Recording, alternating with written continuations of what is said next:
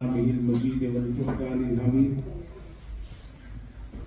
ورضوان من الله أكبر صدق الله العظيم وصدق رسوله النبي الكريم الأمين ونحن على ذلك لمن الشاهدين والشاكرين الحمد لله رب العالمين إن الله وملائكته يصلون على النبي يا أيها الذين آمنوا صلوا عليه وسلموا تسليما اللهم صل على سيدنا ومولانا محمد وعلى آل سيدنا ومولانا محمد وبارك وسلم عليه صلاة والسلام عليك يا رسول الله وعلى آلك وأصحابك يا إمام الأولين والآخرين. حاضرین و ناظرین گرامی مرتبہ برادران اسلام و برادران طریقت، علماء کرام، بالخصوص حضرت علامہ پیر طریقت راہبر شریعت مقدسہ، غالباً سورہ توبہ کی آیت ہے وَرِضْوَانٌ مِّنَ اللَّهِ اکبر، جس کا مفہوم یہ ہے کہ اللہ کی رضا جس کا حصول سب سے بڑی سعادت ہے، اللہ کی رضا اس کا حصول سب سے بڑی سعادت ہے.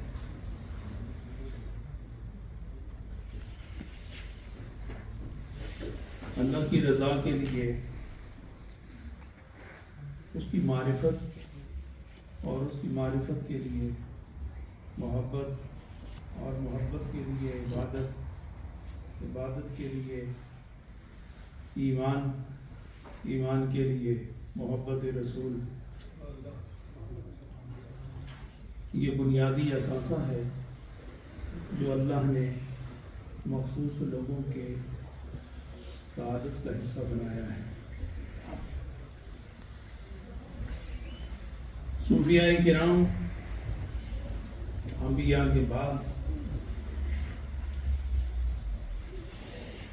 آل رسول اور صحابہ، اسی طرح بالترتیب حضرات القدس، یہ وہ مقدس ہستیاں ہیں جنہیں اللہ رب العزت نے اپنی رضا کا حامی بنایا. ان کا جینا، ان کا مرنا، ان کی نشست، ان کی برخاست خالصتاً اللہ کی رضا کے لیے.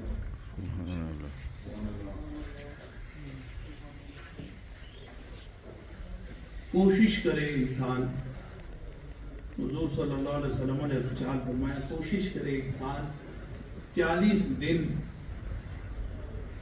صبح و شام اللہ کی رضا کو پیش نظر رکھے تو اللہ تعالیٰ اس کے زبان سے فیض کے چشمے جاری فرما دیتا ہے. سبحان اللہ. چشمہ سمجھتے ہیں نا، یہ اینک والا چشمہ بھی ہو سکتا ہے کیونکہ ہر چیز صاف نظر آتی ہے، اور وہ چشمہ جس سے پانی جاری ہوتا ہے اور زندگی کا باعث ہوتا ہے. تو جب زبان سے چشمے جاری ہوتے ہیں تو ان چشموں سے دل اور روح اور دماغ سیراب ہوتے ہیں. اسی لیے عبداللہ کی مجلس میں جب بیٹھتے ہیں وہ کچھ بھی نہ کہیں، اس اخلاص کا نور ان کے وجود سے نکلتا ہے اور بیٹھنے والوں کے سینوں اور دماغوں کو روشن کرتا ہے. اور جب ان کی گفتگو سامع نواز ہوتی ہے تو دلوں پر رحمت کے چھینٹے برستے ہیں اور روح کو شبنمی کیفیات نصیب ہوتی ہیں. میں زیادہ لمبا کہاں لے جاؤں آپ کو کہ رضا الہی کیا چیز ہے. میں نے تفسیر نعیمی حضرت احمد یار خان نعیمی رحمۃ اللہ تعالیٰ علیہ، وہ ایک بڑی خوبصورت بات ایک آیت کے تحت لکھتے ہیں اور ایک واقعہ اس میں ذکر کرتے ہیں. آپ نے فرمایا سلطان محمود غزنوی، ان کا ایک غلام ساتھی، نام یاد ہے نا آپ کو، ایاز، اور یہ آل رسول تھے.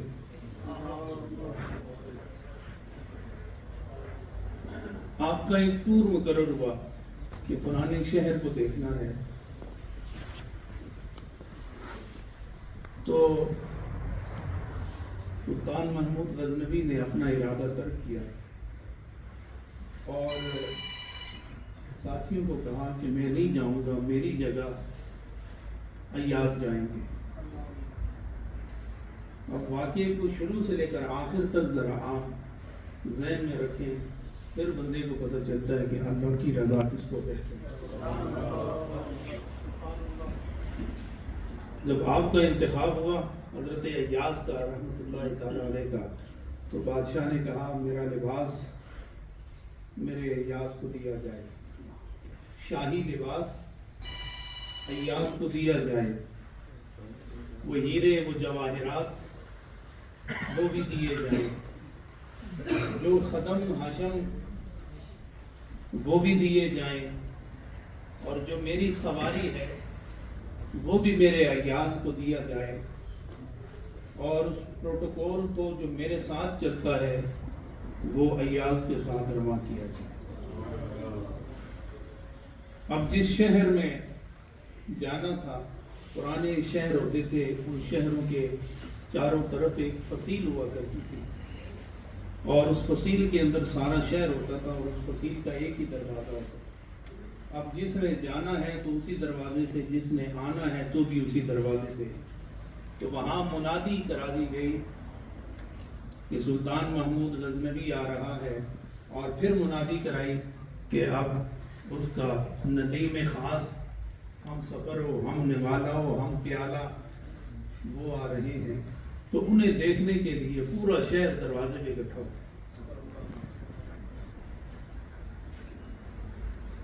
آپ پہنچے، لوگوں نے گلپاشی کی، خیر مقدم کیا، ریسیپشن دی، اپنی محبتوں کا اظہار کیا،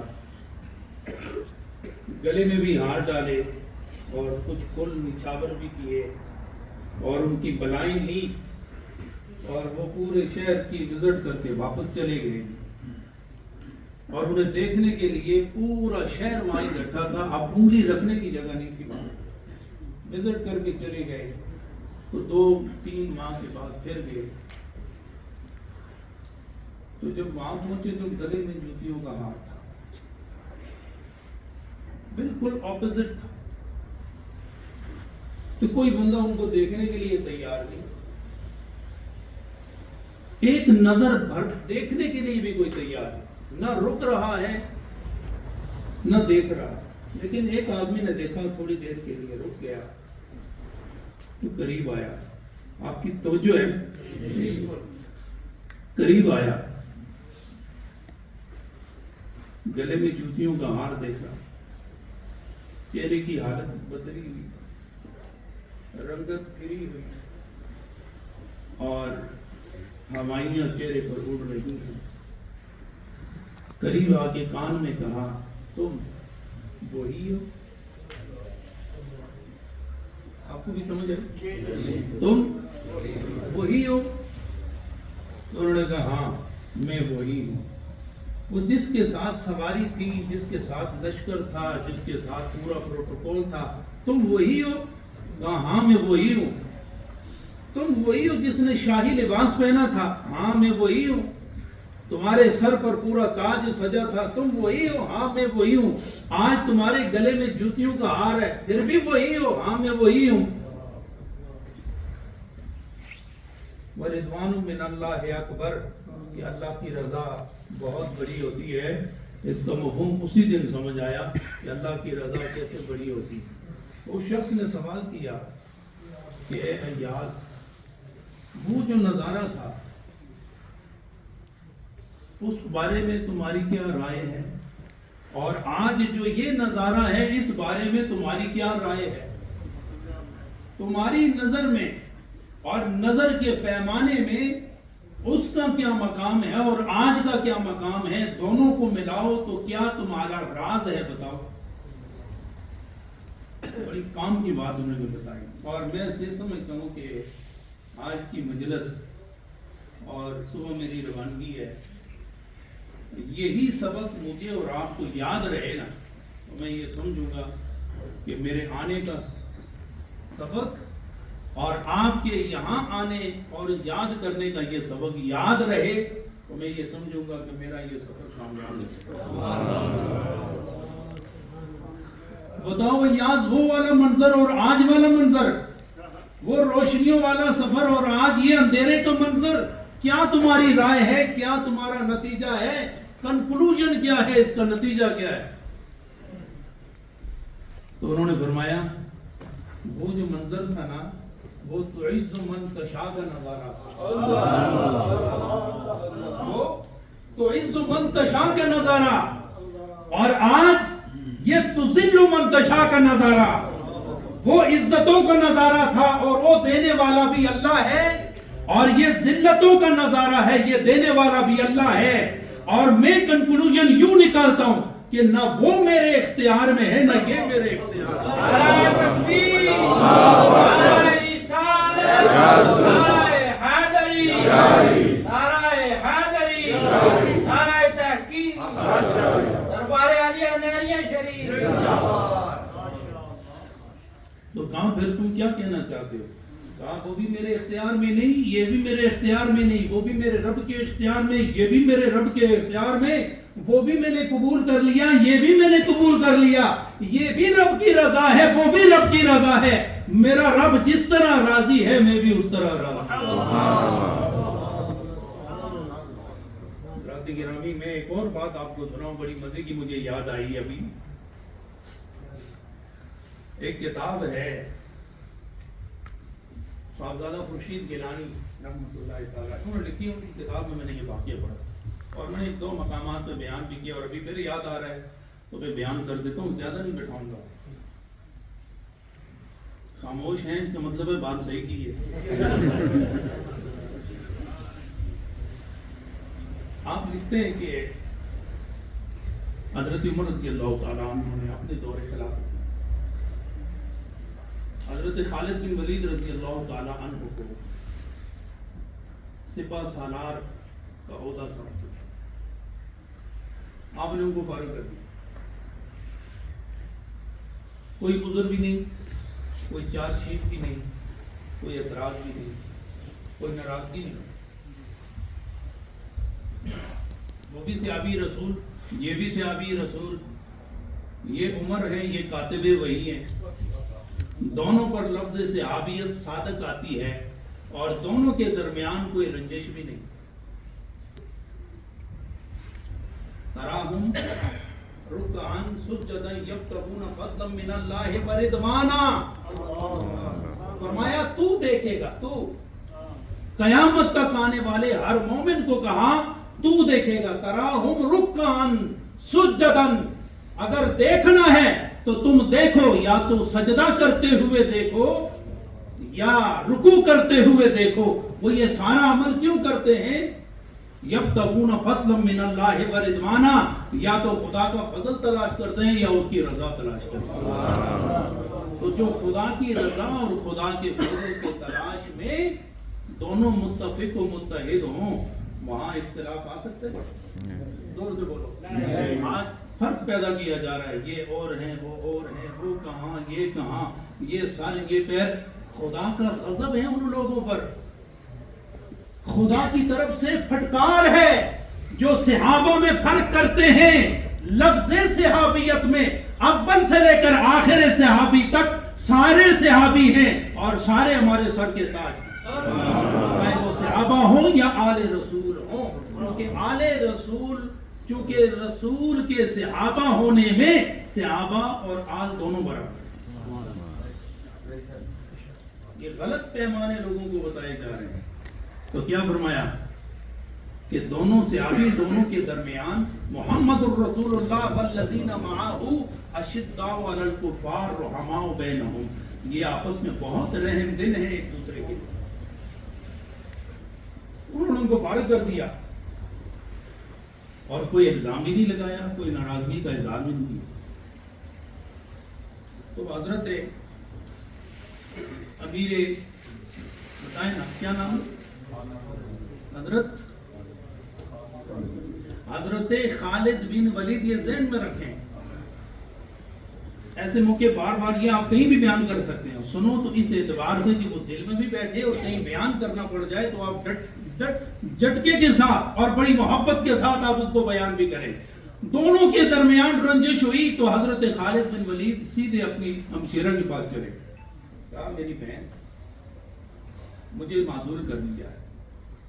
تو اس وقت جنہوں نے اپنی نگاہوں میں جلوہ رسول کو سمایا ہوا تھا، جن کے سینوں میں محبت رسول ہر وقت بامبڑ بن کے رہی ہو، ان کی زبان فیض سے خالی کیسے ہو سکتی ہے؟ ان کا ذہن نور سے خالی کیسے ہو سکتا ہے؟ ان کی گفتگو و جستجو نور نبوت سے کس طرح منور ہوتی ہے؟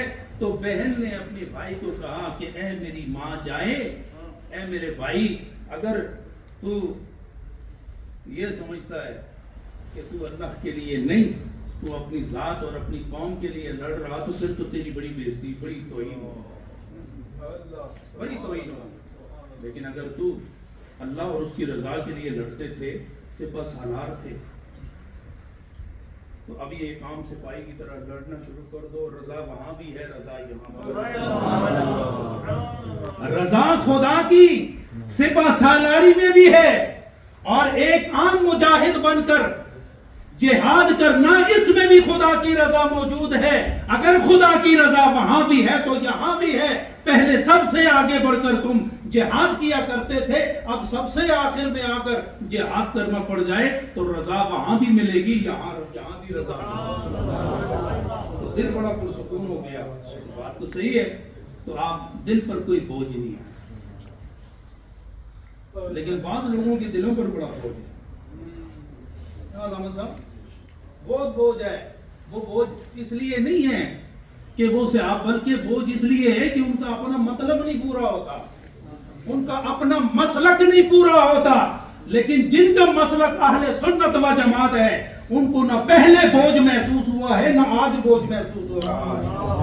تو ادھر حضرت عمر رضی اللہ تعالیٰ عنہ، آپ کی خدمت اقدس میں عرض کیا گیا کہ اے امیر المومنین، آپ نے حضرت خالد بن ولید رضی اللہ تعالیٰ عنہ کو معذور کیا، برطرف کیا، کیا وجہ؟ آپ سننا چاہتے ہیں نا؟ تو پھر اس کانوں سے سن کے صرف دل میں رکھو، تاکہ ساری زندگی یہ مسلک، یہ حقیقت ہمارے ذہن نشین رہے، کبھی بھی ہمارے نظروں سے اوجل نہ ہونے پائے، پیش نظر رہے۔ آپ نے ارشاد فرمایا، پورے اسلامی لشکر میں یہ بات پھیل گئی تھی کہ حضرت خالد بن ولید جس جنگ میں شریک ہو جائیں، وہاں شکست نہیں ہوتی، خارج از باس ہوتی ہے، وہاں جیت ہی جیت ہوتی ہے۔ میں نے ان کو اس لیے برطرف کیا تاکہ ہر ایک کو پتہ چل جائے کہ شکست و فتح کسی کے ہاتھ میں نہیں، اللہ کے ہاتھ میں ہے۔ کس کے ہاتھ میں ہے؟ اللہ کے ہاتھ میں ہے۔ میں نے لوگوں کے عقیدے کو درست کرنے کے لیے، لوگوں کے ذہنی معیار کو درست کرنے کے لیے حضرت خالد بن ولید کو برطرف کیا۔ میری کوئی ناراضگی نہیں، کوئی چپکلش نہیں، وہی محبت ہے جو رسول اعظم نے ان کے دل کو اور میرے دل کو ایک دوسرے کے لیے، پہلے صحابی سے لے کر آخری صحابی تک جو محبت نبی نے دی ہے، وہ اب بھی موجود ہے، وہ مرنے کے بعد بھی موجود رہے گی۔ فرمایا اس لیے برطرف کیا تاکہ یہ بات ذہن کی سطح پر پکی نقش کل حجر ہو جائے کہ شکست و فتح کا فیصلہ کسی کے ہاتھ میں نہیں، بلکہ کس کے ہاتھ میں ہے؟ تو بتاؤ، اس فیصلے کے بعد کوئی ناراضگی سامنے آئی تو کیا چیز سامنے آئی؟ رضائے خدا ادھر بھی، رضائے خدا ادھر بھی، محبت رسول ادھر بھی، محبت رسول ادھر بھی، ہر قدم پر خیال خدا کی جانب، ہر قدم پر خیال مصطفیٰ کی جانب، جیتے ہوئے بھی ادھر، مرتے ہوئے بھی ادھر۔ اسی لیے ان کے درمیان کوئی اختلاف برپا نہیں ہوا۔ تو اس واقعے سے فیصلہ کیا ہوا کہ خدا والے اور ہوا کرتے ہیں، انا والے اور ہوا کرتے ہیں۔ جو خدا والے ہوتے ہیں وہ ہر حال میں خدا والے ہوتے ہیں، جو انا والے ہوتے ہیں وہ خدا والے نہیں ہوتے، وہ اپنے جسم کی پوجا کیا کرتے ہیں۔ اللہ تعالی ہم سب کو رضائے خدا اور رضائے مصطفیٰ نصیب فرمائے۔